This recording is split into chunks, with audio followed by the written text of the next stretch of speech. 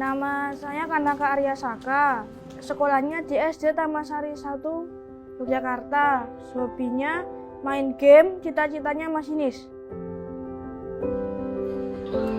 Kalau di sekolah biasanya sukanya pelajarannya 2, bahasa Inggris sama bahasa Indonesia. Sama dikit-dikit nanti main sama temen-temen. Tapi kadang-kadang sering dicuekin, tapi nggak masalah. Kanaka juga semakin hari dari mulai attitude-nya, dulu emosinya masih belum terkontrol, sekarang kan semakin besar, juga kebetulan di sekolah juga didampingi guru pendamping khusus. Kanaka itu merupakan salah seorang peserta didik berkebutuhan khusus di SD Negeri Taman Sari 1 Yogyakarta, dan anak itu berawal dari jalur PPDB afirmasi disabilitas sekitar 5 tahun yang lalu. Di depan itu kadang-kadang suruh maju, kalau enggak didiktein sama nanti kadang-kadang suruh pinjem catatan temennya.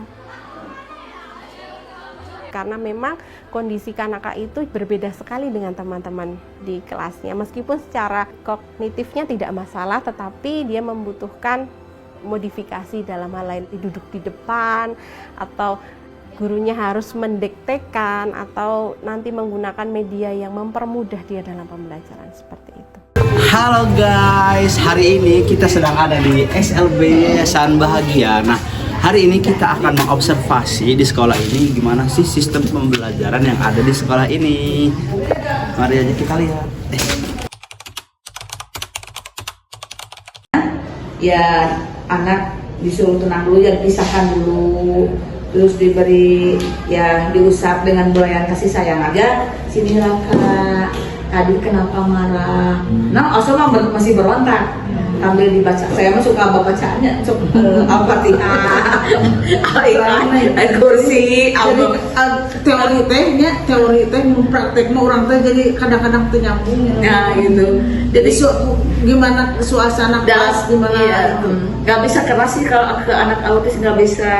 Jadi Kalau kita keras pasti dia keras lagi gitu. ke anak autis, ke anak hiperaktif mah bisa duduk juga udah berhasil. Iya. Itu sampai belajar bisa duduk kan? Bisa duduk, bisa kadang kontak mata juga 5 menit juga. Kalau autis gitu dulu, kontak mata dulu, dia bisa diam dulu. Ada tahapan-tahapannya nih. Tidak langsung, oh sekarang belajar, nggak bisa. Sedangkan anaknya tidak bisa duduk, mana yang harus didulukan nih? Kadang tidak siap. Terus anaknya kan misalkan konsentrasi matanya belum ke kita misalkan. Terus mengucapkan kata ibu juga harus berulang-ulang, lebih dari 10 kali nih. Ibu, lihat ibu, ibu, ibu. Bahasa suara kata-kata ibu itu susah. Bisa, ada yang bisa. Jadi tidak semua bisa nih. Tidak semua bisa ya, karena autis teh ada yang ringan, ada yang sedang, ada yang berat, ada yang mampu didik, ada mampu latih, gitu. Ada yang nggak bisa apa-apa nih, ada itu di apa-apa juga nggak bisa. Sama Mungkin itu dengan dia bisa, kalau dalam rapotnya nih, kalau saya dia mampu menempelkan, tapi dengan bantuan guru. Dia mampu tanpa bantuan guru, gitu. Ini anak ini Sauki, dia kelas 1, tapi dia mampu membilang 1 sampai 10.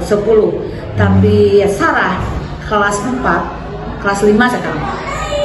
Dia hanya melihat tapi belum mampu mengucapkan membilang 1 sampai 10, hanya mengucapkan apa yang diucapkan oleh guru. 4 meniru, membeok gitu. Penelitian menunjukkan bahwa banyak guru dan orang tua yang menghadapi tantangan dalam mendukung kebutuhan anak penyandang disabilitas karena kekurangannya pelatihan khusus. Kurangnya pelatihan guru sebagai besar, terutama di sekolah inklusif, melaporkan kekurangan ini pelatihan yang relevan untuk menangani berbagai jenis disabilitas seperti disabilitas fisik, intelektual, dan sensorik. Maka, Up to Able Together. Ini merupakan solusi edukasi inklusif dari peran guru dan orang tua. Di dalam website ini terdapat beberapa fitur yang dapat diakses, seperti panduan pendukung belajar untuk guru dan orang tua. Yang pertama ada di bagian guru. Di sini terdapat beberapa tips dan ide pembelajaran untuk anak dengan disabilitas tunanetra dan tunarungu. Selain itu, kami mengedukasi kepada guru khususnya orang tua untuk lebih mengetahui bahwa berlatih motorik anak sangat penting, contohnya menghitung, melihat gambar, mewarnai, dan membedakan warna. Kami juga menyediakan contoh latihan menggambar dan mewarnai, menghitung, serta video-video pembelajaran yang berada di dalam Google Drive.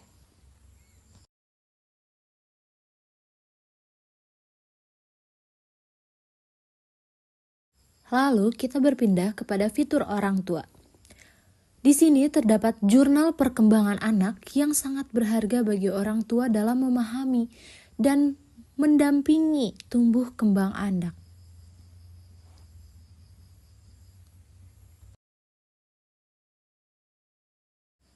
Lalu untuk kritik dan saran, kami menyediakan nomor di bawah dan email. Pendidikan di Indonesia masih menyimpan segudang permasalahan yang belum terselesaikan oleh pemerintah.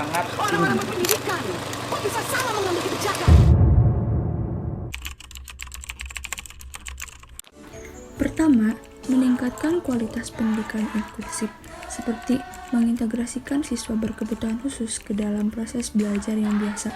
Kedua, mengurangi kesenjangan pendidikan antara siswa biasa dan siswa berkebutuhan khusus, seperti mengurangi perbedaan prestasi akademik antara siswa biasa dan siswa berkebutuhan khusus. Ketiga, meningkatkan kesadaran dan partisipasi masyarakat, seperti meningkatkan kesadaran masyarakat tentang pentingnya pendidikan inklusif dan meningkatkan kesadaran tentang hak-hak siswa berkebutuhan khusus.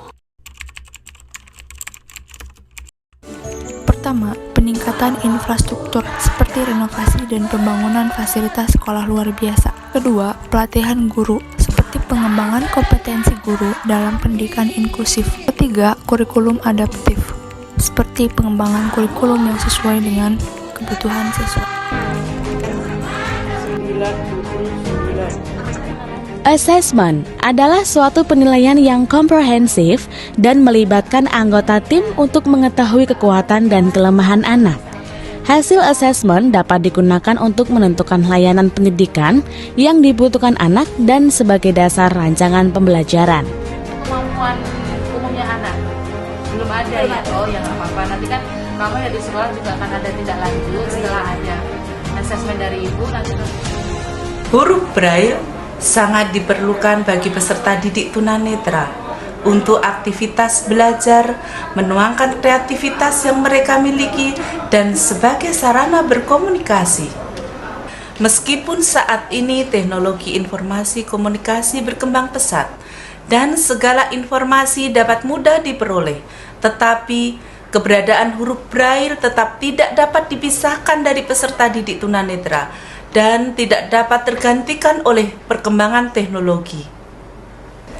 Baca tulis Braille merupakan landasan utama dan menjadi dasar bagi peserta didik tunanetra untuk memperoleh ilmu pengetahuan dan mengembangkan potensi yang mereka miliki sesuai dengan kemampuannya. Peran serta guru, orang tua, dan dukungan masyarakat sangat penting dalam proses membantu siswa tunanetra dalam belajar menulis dan membaca huruf Braille, sehingga guru, orang tua, dan masyarakat perlu tahu bagaimana cara mengajari anak tentang menulis dan membaca huruf Braille. Guys, jadi kita mau pulang. Oke guys, kita mau pulang. Day one.